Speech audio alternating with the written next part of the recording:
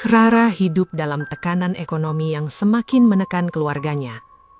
Ayahnya sering sakit-sakitan, sementara usaha kecil ibunya makin sepi.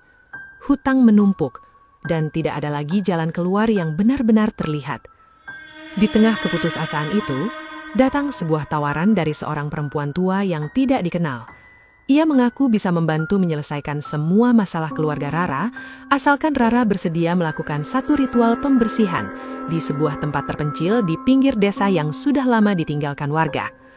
Awalnya, Rara ragu. Namun ketika kondisi ayahnya semakin memburuk dan banyak tagihan tak mampu dibayar, ia akhirnya setuju.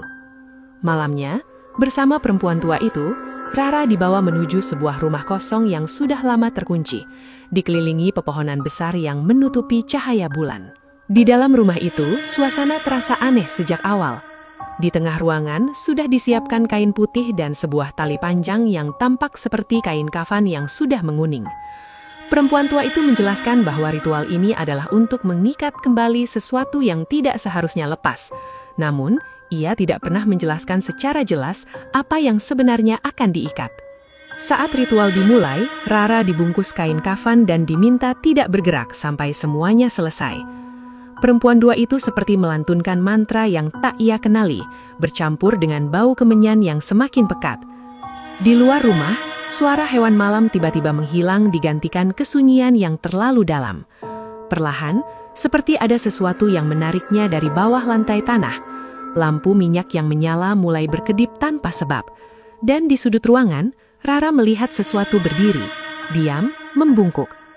Perempuan tua itu tetap melanjutkan ritualnya, seolah tidak terganggu. Hingga akhirnya ia mengatakan satu kalimat yang membuat darah Rara membeku. Ini bukan untuk menyelamatkan keluargamu, tapi untuk menggantikan ikatan yang sudah putus. Dalam sekejap, ia merasakan sesuatu yang dingin dan basah seperti baru saja keluar dari tanah kuburan. Dari balik kain putih itu, terdengar suara rintihan pelan, semakin lama semakin jelas, seolah berasal dari banyak orang sekaligus. Rara mencoba berteriak, tetapi suaranya tidak keluar. Tubuhnya mulai kaku, sementara sosok pocong di sudut ruangan perlahan bergerak mendekat. Bukan berjalan, tapi seperti melayang sedikit demi sedikit, dengan kepala yang terus menunduk ke arahnya. Saat tali itu semakin mengencang, ingatan Rara tiba-tiba seperti terseret ke masa lalu.